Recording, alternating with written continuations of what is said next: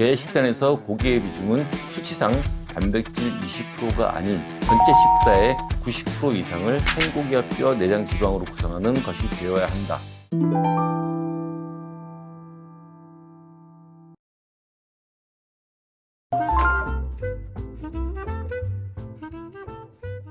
안녕하세요. 우리개연구소 소장 김종규입니다. 오늘은 개에게 고기랑 지방을 먹이면 안 된다는 것에 대해서 얘기를 좀 드리려고 그래요. 요즘들 사람 관련해서 먹이면 안 된다, 개는 고기랑 지방 먹으면 안 된다, 그거 먹으면 췌장염에 걸린다, 이런 말들이 많아가지고 응급 이슈 점검이라는 시리즈로 진행해 볼까 합니다. 우리가 개한테 고기랑 지방을 먹이지 말라는 소리를 되게 많이 듣고 살아요. 병원에서도 많이 듣고, 그것도 전문가라고 믿는 수의사들에 의해서 심지어 췌장염에 걸린다는 소리까지 듣고 삽니다. 저는 수의사들이 그런 얘기를 하면 저는 30년 동안 90% 이상 고기를 위주로 아이들을 길러왔다고 말합니다. 그러면 수의사들은 당연히 근거를 묻죠. 구석기 시대 인간들의 유적지에 화장실이 발견된 적이 있을까요? 없어요. 논문적으로는 구석기 시대 인간들은 배설을 하지 않았다는 결론이 나오죠. 개는 늑대의 99% 유전자가 일치하지만 개와 늑대가 같은 함량의 고기를 먹어야 한다는 점에 대해서는 근거가 논문이 필요하다는 소리가 됩니다. 그분들에게 근거를 들이대니까 저도 이제 연구를 좀 하고 자료조사를 해야 되겠죠. 제가 알고 있는 건 경험이니까 경험을 가지고 말해봐야 100% 설득은 안 되죠. 저는 30년 동안 수천 마리 아이를 길러왔고요. 수많은 결핍과 영양학적 문제를 사료먹만 먹는 애들한테서 보아왔습니다. 미령원소의 결핍으로 인한 탈모부터 피부병, 그리고 떨어지는 면역력 등이 그랬습니다.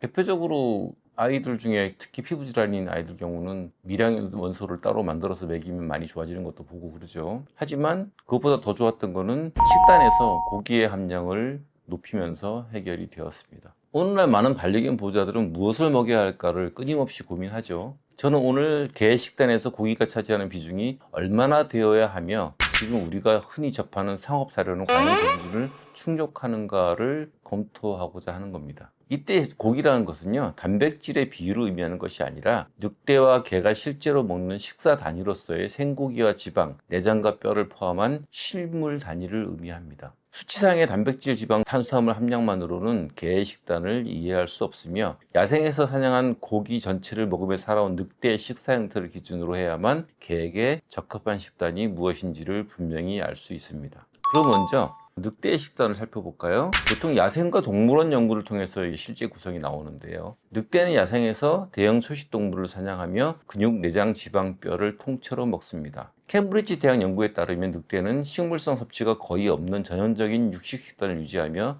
전체 식사의 90% 이상이 동물성 고기와 뼈로 구성되어 있습니다.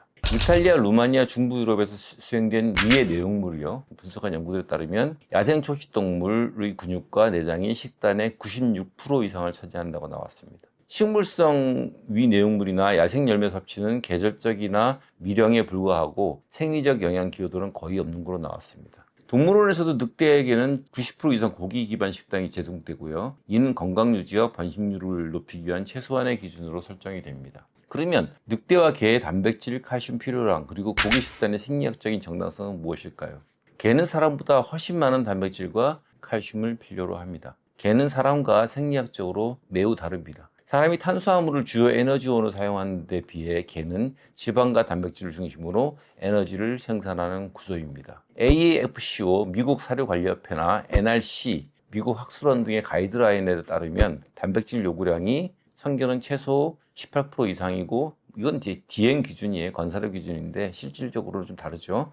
권장은 25%까지고 성장기 강아지는 30% 이상이 필요하고요. 반면 사람의 권장 단백질량은 10에서 15% 미만으로 되어 있습니다. 칼슘 요구량도 성견은 약 1.25mg, 성장기 강아지는 최대 3mg 칼로리당 필요하고요. 골격 형성에 필수적입니다. 사람의 칼슘 필요량은 연령대에 따라 평균 1000mg 정도밖에 되지 않으므로 체중 대비 상대적으로 낮습니다. 이러한 수치는 개가 단백질과 칼슘 섭취에 있어서 사람보다 8배에서 24배 가까이 많은 영양소를 필요로 한다는 것을 보여줍니다. 늑대는요, 고기 중심의 식단을 통해서 이 요구를 해결합니다. 늑대는 생태적으로 순수한 육식동물에 가깝습니다. 사냥을 통해 얻는 먹이는 대부분이 초식동물이며 그 중에서도 근육, 내장, 뼈를 주요 섭취 부위로 합니다. 일부에서는 늑대가 초식동물의 내장을 통해 식물성 섭취도 함께 한다는 주장이 있지만 이는 비중면에서 극히 미미함이 다양한 연구에서 입증되었습니다. 중부 유럽 로스토치 및 솔스키 숲 지역 연구, 이탈리아 늑대 위장 내용 분석 연구, 루마니아 카르파티아 산맥 연구 이런 것들이 있어요. 그 연구들을 보면 늑대가 섭취한 식단의 96.5에서 96.7%가 야생 초식동물의 생체량이며 식물성 위 내용물은 1에서 3% 이하로 거의 무시할 수 있는 수준으로 나타납니다. 또 총 위장 내용물 중 초식동물의 위 내용물은 2% 이하이며 주로 근육, 간, 심장, 폐, 비장 등 내장기관이 주식단을 구성하고 있다 되어 있습니다. 루마니아 카르파티아 산맥 연구에서도 늑대 섭취 내용물 중에 초식동물의 위 내용물은 생체량 기준 0.9%로 분석되었고 대다수는 사슴, 멧돼지, 비비 등 조직이었습니다. 계절적 예외로 과일 섭취가 좀 있는데 미국 미네소타 연구에서는 여름철 일부 늑대가 블루베리 등 야생 과일을 섭취하는 사례가 관찰되었으나 이는 계절적이고 보조적 섭취로서 식단의 핵심 비율을 변화시키지 않았다고 되어 있습니다. 이런 연구들의 결과는요, 늑대가 초식동물을 사냥하며 위 내용물을 일부 함께 섭취하는 경우가 있더라도 그것이 전체 식단에 의미 있는 식물성 섭취를 구성하지 않음을 명백히 보여주고 있습니다. 즉 늑대의 식단은 고기와 뼈를 중심으로 구성된 전형적인 육식 식단이며 식물성 요소는 생리적 의미에서 거의 없다고 봐야 합니다. 그럼 개는 어떨까요? 개 역시 높은 단백질, 칼슘 섭취가 생리적으로 요구됩니다. 늑대와 거의 유전적으로 동일한 개 또한 단백질과 칼슘 요구량이 매우 높으며 이에 따라 고기 중심의 식단이 가장 적합하다. 사료에서 흔히 볼 수 있는 전분 중심의 배합은 제조 비용 절감과 보존성 확보를 위한 선택일 뿐 개의 생리적 필요에 충실한 식단은 아닙니다. 특히 개는 탄수화물이 없어도 단백질과 지방만으로 에너지를 얻고 포도당을 생산할 수 있는 능력을 가지고 있습니다. 따라서 단백질, 칼슘의 섭취는 충분히 보장하지 못하는 전분 과다 사료는 장기적으로 근골격계 문제와 면역저하, 비만을 유발할 수 있습니다. 일부 연구에서 보면 개는 탄수화물을 소화할 수 있다는 연구가 있어가지고 그거를 가지고 반박하는 경우가 있어요. 그래서 개는 얼마나 달라졌는지를 볼게요. 수의학계에서는 개가 늑대보다 탄수화물을 잘 소화할 수 있도록 진화했기 때문에 사료에서 전분을 포함하는 것이 자연스럽다고 설명하곤 합니다. 실제로 AMY2B 유전자 복제수 증가는 농경사회와 함께 살아온 개에게서 나타난 적응이기도 합니다. 네이처지 논문에 나와서 화제가 됐었죠. 그러나 그 변화는 극히 일부에 불과합니다. 유전자 복제수가 증가해도 아밀라이즈 효소 활동성과 직접적인 상관관계는 낮으며 모든 개가 동일한 수준으로 전분을 소화하는 것도 아닌 것으로 밝혀졌습니다. 이런 진화적 변화는 탄수화물을 제한적으로 수용할 수 있게 된 것일 뿐 그 자체가 식단의 주성분이 되어야 함을 의미하지는 않습니다. 이는 개가 육식성 동물에서 잡식성으로 전환된 것이 아니라 육식에 기반하되 일부 작물을 소화할 수 있게 된 정도의 생리적 저우로 보아야 합니다. 그럼 실제 식단에 포함될 수 있는 비육식성 성분의 범위는 어떨까요? 인디안 프리 레인지독 실험에서 밝혀졌듯이 도시 거리의 개조차 탄수화물보다 단백질의 냄새가 나는 음식을 먼저 선택하며 자연적인 조건에서는 본능적으로 고기 위주의 식단을 구성하려는 경향을 보입니다. 수의 영양학적으로도 개는 탄수화물 없이 지방과 단백질을 통해 필요한 포도당 자체를 합성할 수 있으며 탄수화물은 선택적 보조 에너지원에 불과합니다. 늑대와 개의 식단 비교해서 사료회사의 기준으로 가장 생리학적인가 알아볼게요. 늑대는 고기 포함 비중이 90에서 97%이고요.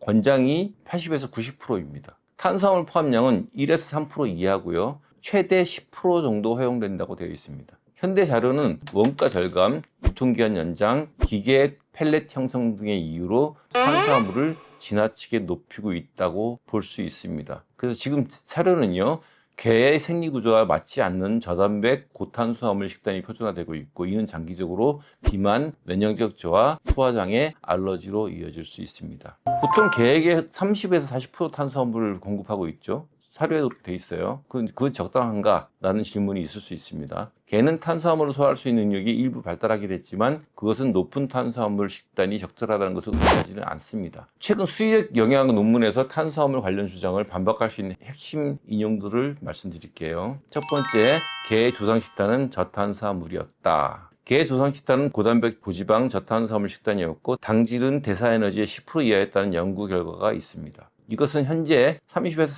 40% 탄수화물 급여 주장과 상충합니다. 두 번째, AMY2B 유전자의 증가는 적응이지 필요가 아니다라는 연구 결과입니다. 탄수화물을 소화할 수 있는 효소가 증가했다는 사실은 그것이 반드시 개에게 필요하거나 건강에 이롭다는 증거가 아니라는 연구 결과입니다. 세 번째, 고탄수화물 식단은 건강 위험을 높일 수 있다는 연구 결과입니다. 탄수화물 비율이 높을수록 비만, 인슐린 저항성, 염증 유발 질환이 위험이 커질 수 있다는 점에서 건강을 위한 탄수화물 권장량은 오히려 제한되어야 한다는 연구 결과입니다. 네 번째, 사료의 탄수화물은 생리적 필요보다 경제적 요인으로 만들어졌다는 연구 결과입니다. 탄수화물이 많이 포함된 사료는 원가 절감 목적이지 개의 생리적 요구에 따라 설계된 것이 아님을 지적하고 있습니다. 이 참고 논문들은 영상 댓글이나 설명에 제가 다시 올려드릴게요. 결론적으로 정리 좀 해볼게요. 개가 탄수화물을 소화할 수 있는 능력은 생긴 것은 사실이지만 그것은 생존을 위한 진화적 적응일 뿐입니다.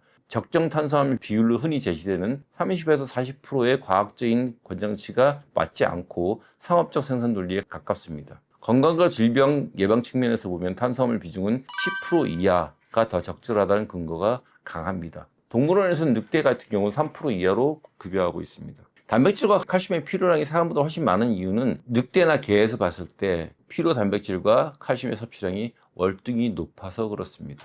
인간인 경우는 킬로그램당 하루에 0.8g이 필요하지만 개는 2에서 3g이 필요하고요. 성장기는 3에서 5g이 필요합니다. 칼슘은요, 인간은 1000mg이 하루에 필요하지만 개는 칼로리당 1.25mg, 그리고 성장기 강아지는 3mg 이상이 필요합니다. 추천은요, AFCO, NRC입니다. 이는 개의 높은 신진대사율, 근육 비율, 성장 속도와 관련되어 있으며 자연 상태에서는 이러한 영향을 생고기 내장뼈에서 충족시켜 왔습니다. 이것이 바로 고기 식단이 필수적인 이유입니다. 결론을 말씀드리겠습니다. 개 식단에서 고기의 비중은 수치상 단백질 20%가 아닌 전체 식사의 90% 이상을 생고기와 뼈, 내장, 지방으로 구성하는 것이 되어야 한다. 이는 단순히 취향이나 전통의 문제가 아니라 생리학적, 진화적, 영양학적으로 뒷받침되는 사실이다. 현대 사료가 그 기준을 충족하지 못하고 있다면 그에 대한 비판과 대안 제시는 보호자, 전문가의 모두의 책임입니다. 개에게 고기와 지방을 먹이면 안 된다는 속설은 강설입니다. 다음 시간에는 긴급 이슈 점검 두 번째로 개에게 고기와 지방을 먹이면 췌장염에 걸린다는 것이 사실인지에 대해서 한번 검토해 보도록 하겠습니다. 오늘 말씀드린 내용은 모두 근거가 있고 연구자료에 의해서 말씀드린 것이기 때문에 자세한 자료는 자세히 보기란이나 댓글에 달아서 여러분들이 참고문헌과 연구 결과를 공유할 수 있도록 하겠습니다. 이상으로 마치도록 하겠고요. 오늘 내용을 가지고 여러분들의 의견과 생각을 댓글로 남겨주시면 좋겠습니다. 그리고 앞으로는 개한테 고기랑 지방을 먹이면 안 된다는 말을 들으면 참 모르는구나 라고 생각해 주시면 좋겠습니다. 더 이상은 그런 것으로 아이들을 괴롭히지 말았으면 합니다. 감사합니다.